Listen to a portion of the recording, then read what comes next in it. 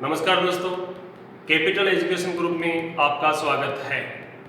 संधि प्रकरण की अगली श्रृंखला यानी अच संधि हम पढ़ रहे हैं और अच संधि में हमने दो संधियां पढ़ ली है, दीर्घ संधि और गुण संधि। और अब हम पढ़ेंगे वृद्धि संधि। वृद्धि संधि वृद्धि संधि इसका सूत्र है वर्धि रेचि, वर्धि रेचि। और इसका अर्थ यह है कि अ या आ के बाद में यदि ए और आई आए तो वृद्धि होकर के आई हो जाता है।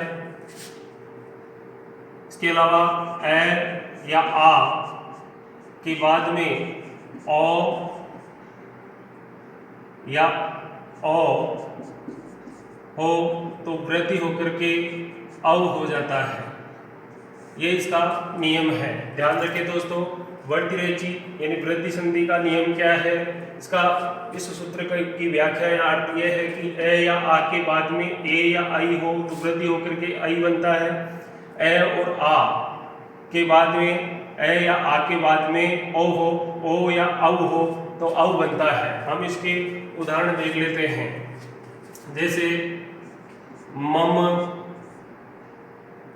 मम एव, तो यहाँ पर जैसे यहाँ पर ए है और यहाँ पर ए है, दोनों में वृद्धि होकर के आई बनेगा तो रूप बनेगा ममेव। इसी तरह से तत्र एव, तो ये बनेगा तत्र में यहाँ ए है और यहाँ पर ए है तो रूप बन जाएगा तत्रेव। इसी तरह से तथा और एव, तो ये बन जाएगा आ है यहाँ पर और यहाँ पर ए है, दोनों का वृद्धि होकर के आई होगा तो रूप बनेगा तथैव। इसी तरह से महा और ऐश्वर्य, महा ऐश्वर्य, तो यहाँ पर आ है और यहाँ पर आई है, दोनों मिलकर के रूप बनेगा आई, यानी कि इसका रूप बन जाएगा महेश्वर्य।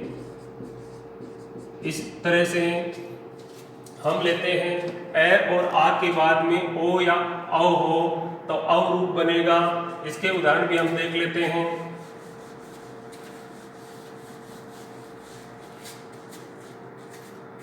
जैसे वन है, वन औषध है,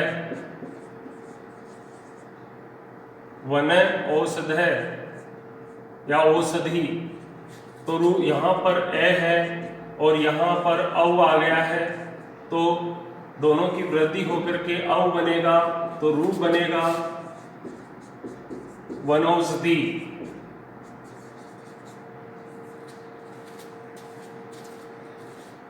यहाँ पर जैसे महा, धन, औदार्य, तो रूप बनेगा यहाँ पर आ है और यहाँ पर औ है, वो वृद्धि होकर के यहाँ पर रूप बनेगा महोदार्य।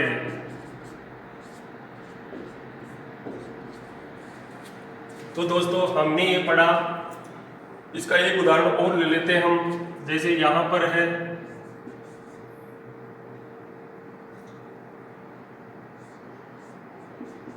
सूर्य,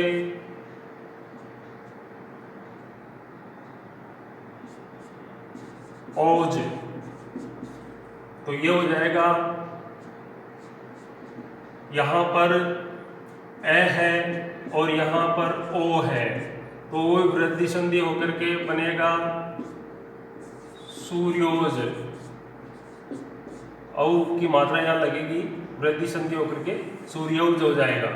तो दोस्तों हमने पढ़ी है वृद्धि संधि। अब हम पढ़ेंगे यण संधि। अब हम पढ़ेंगे यण संधि।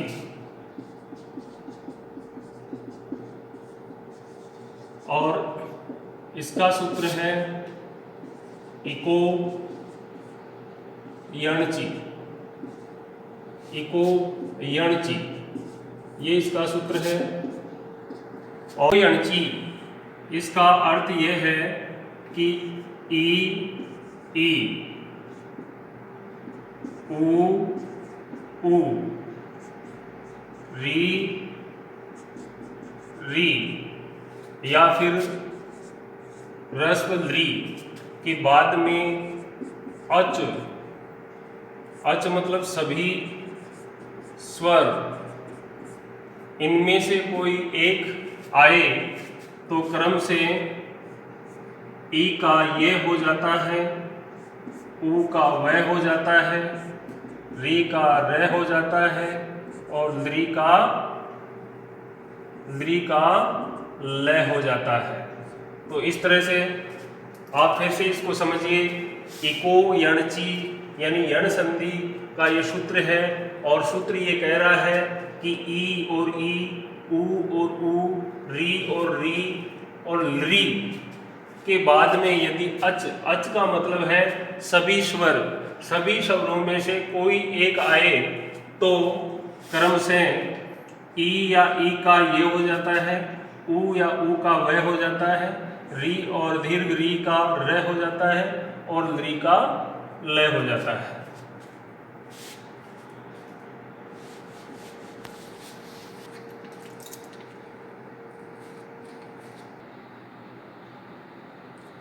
अब हम देखेंगे यण संधि के उदाहरण।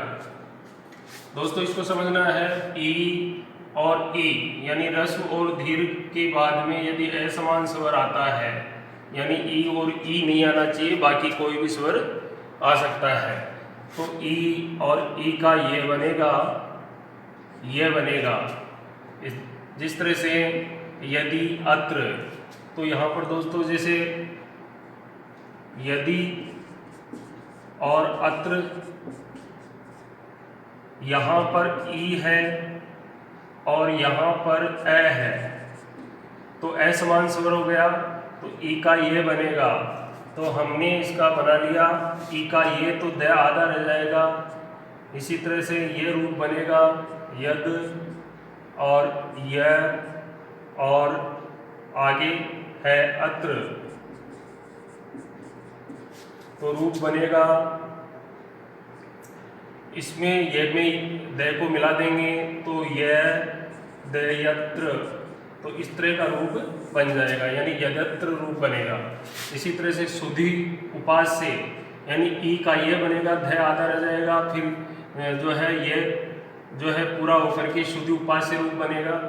अपि आशित, अपि पै आधा होगा, ई का ये बनेगा, अप्यासित रूप बनेगा। यदि अपि यद्यपि रूप बनेगा। इसी तरह से ओ और ऊ के बाद में यदि असमान स्वर आए तो ऊ और ऊ का वह बनता है। जैसे मधु और अरि, यहाँ पर ऊ आया तो ऊ का वह बनेगा, ध आधा रह जाएगा और आगे अरि, तो जो वह बनेगा वह हलंत वाला है, आगे ए इसमें पूर्ण रूप से मिल जाएगा तो मधुरी रूप सिद्ध होगा। इसी तरह से गुरु आज्ञा, गुरुआज्ञा रूप सिद्ध होगा। मनु उपदेश, मनु उद्देश रूप सिद्ध होगा। रघु इच्छा, रघुविच्छा रूप सिद्ध होगा।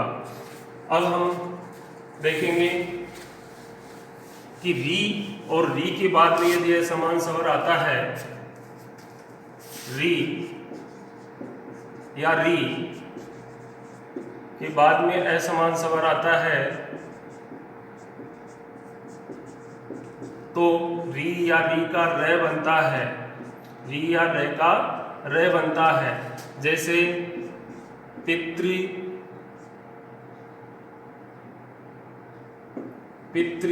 और उपदेश, यहाँ पर दोस्तों री है और यहाँ पर ऊ है, तो री का हमने रे बना लिया और तय यहाँ पर आधा रह गया, यहाँ भी हलंत वाला रे है, तो इस तरह से ये रूप बनेगा।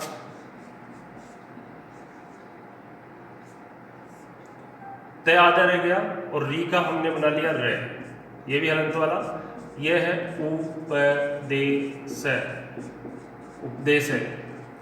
तो दोस्तों अब क्या होगा, तय आधा और रे आधा, तय और रे से बनता है त्रय, तो ये हमने बना दिया त्रय।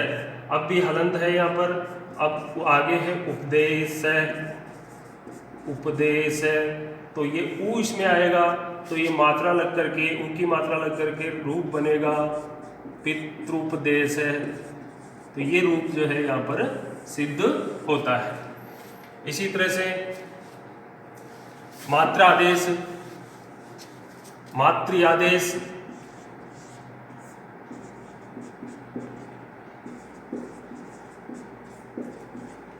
सेम उसी प्रक्रिया से आपको करना है, तो रूप बनेगा मात्रादेश। पितृ इच्छा, तो रूप बनेगा पितृच्छा। तो दोस्तों अब जो है हम ली के उदाहरण लेते हैं।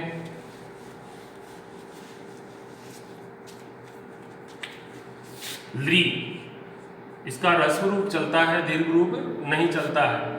ली के बाद में यदि असमान स्वर हो तो ली का लय बनता है, जैसे ली आकृति, तो रूप बनेगा इसका लाकृति। इसी तरह से वश्ल ली आदेश है, रूप बनेगा वस्लादेश है। ली के ज़्यादा उदाहरण नहीं मिलते हैं, इसलिए अधिकतर ये उदाहरण आपको मिल जाता है। तो ये आपका जो है यण संधि कंप्लीट हो गई है। यण संधि की पहचान आपको करनी है कि जब जहाँ संधि हो रही है, जैसे अन्वय, जहाँ संधि हो रही है वहाँ पर आपको देखना है ये, व, र और ल, इनसे पहले आपको कोई न कोई आधा वर्ण मिलेगा, कोई न कोई आधा वर्ण मिलेगा, तो यहाँ पर यण संधि होती है। अब हम पढ़ेंगे अयादि संधि। हाँ तो दोस्तों अच संधि प्रकरण में हम अब पढ़ रहे हैं अयादि संधि। अयादि संधि का सूत्र है ऐचोय अय अव आय आवह, ऐचोय अय अव आय आवह। तो इस तरह से आप देखोगे कि ए आई ओ औ, इनमें से इनके बाद में यदि असमान स्वर हो तो क्रमशः ए का आई बनता है, आई का आय बनता है, ओ का औ बनता है और औ का आव बनता है। उदाहरण के माध्यम से हम समझ लेंगे। जैसे यहाँ पर है ने अनम, ने अनम, तो ये रूप सिद्ध होगा। जैसे न एका, एक की मात्रा है तो एका बन जाएगा अय, ये मात्रा का आई बनेगा, न कि ने का, यानी एका आई बन रहा है। आगे है अनम, अनम, तो रूप सिद्ध होगा। अब यहाँ पर ये न जो है इसमें से एक ही मात्रा निकल गई, तो यहाँ भी ये न आधा रह जाएगा, तो हलंत लग गया। अब देखो ए इसमें समाएगा और ए इसमें समाएगा, तो ये न पूरा हो जाएगा और ये पूरा हो जाएगा, तो रूप बनेगा नयनम, ये रूप बन जाएगा। इसी तरह से रूप बनेगा चयनम, सेम यही प्रक्रिया रहेगी। अब यहाँ पर देखो गए है और यहाँ पर है अकह, तो गै आधा रह जाएगा, आई का बनेगा आय, तो ये रूप बनेगा गायक। ये नए इका, तो नए में इका जोड़ेंगे तो आई का बनेगा आय, न आधा रह जाएगा, तो ये हो जाएगा नाय इका, जो आगे स्वर है वो इसमें लग जाएगा। विधेय,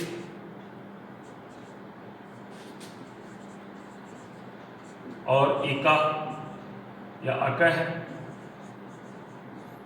तो ये हो जाएगा विधेय। आई का बनेगा आई, तो ये हो जाएगा विधायक। इसी तरह से विनयक विनायक है, इस तरह से हो जाएगा विधेयक विधायक, ऐसे हो जाएगा। अब हम लेते हैं ओ या औ। ओ के बाद में यदि कोई असमान स्वर आता है तो उसका औ बनता है और औ का आव बनता है। जैसे ओ के बाद में अनम यानी ए आया तो पै रह जाएगा आधा, ओ का बन जाएगा वह, ओ का बन जाएगा अव और आगे है अनम। तो इस तरह से ये ए इसमें समाहित होगा और ये ए इसमें, तो वह पूरा हो जाएगा, यहाँ पे पूरा हो जाएगा, तो रूप बनेगा पवनम। इसी तरह से भव अव, तो ये हो जाएगा भवनम। भव इष्ट, तो भव भविष्ट, ये रूप बनेगा। भव तो औ का आव बनेगा, तो भय आधा रहेगा, औ का बनेगा आव और आगे है उक है, तो वही प्रक्रिया अपनानी है। इसमें ये समाहित हो जाएगा और इसमें ये हो जाएगा, तो भय पूरा हो गया और यहाँ पर जो है भा हो गया और आ की मात्रा यहाँ इसमें आ जाएगी तो भा, और ये उ की मात्रा यहाँ तो भावक है, ये रूप सिद्ध होगा। अब है नव, इसी तरह से इसी प्रक्रिया में ये हो जाएगा नाविका, नाविका रूप सिद्ध होगा। और नौ अह, तो ये रूप बनेगा, नव का हो जाएगा न और अव का आव हो जाएगा, तो नाव और आगे ए है तो नाव है, इस तरह से रूप सिद्ध होगा। तो दोस्तों ये हमने पढ़ ली है अयादी संधि और अच संधि प्रकरण के 5 भेद हमने पढ़ लिए हैं। दीर्घ संधि हमने पढ़ ली है, गुण संधि हमने पढ़ ली है, वृद्धि संधि हमने पढ़ ली है और यण संधि हमने पढ़ ली है और अयाति संधि हमने पढ़ ली है। अब अच संधि प्रकरण में पर रूप और पूर्व रूप यानी 2 संधियां बच गई है, जो अगले वीडियो में बनाऊंगा। साथ ही मैं इन 5 संधियां यानी दीर्घ, गुण, वृद्धि, यण और अयादि, इन संधियों को बहुत ही आसान तरीके से हम कैसे पहचानें कि इसमें कौन सी संधि है, मात्रा के आधार पर मैं उनका विश्लेषण करूंगा, आपको समझाने का प्रयास करूंगा। तो ये सब चीज़ें मैं अगले वीडियो में लेकर आऊँगा। आपको वीडियो कैसा लगा लाइक कीजिए, चैनल पर अगर आप नए हो तो आप सब्सक्राइब कीजिए, बेल आइकन दबाइए और हमें संबल दीजिए। तब तक के लिए धन्यवाद। जय हिंद, जय भारत।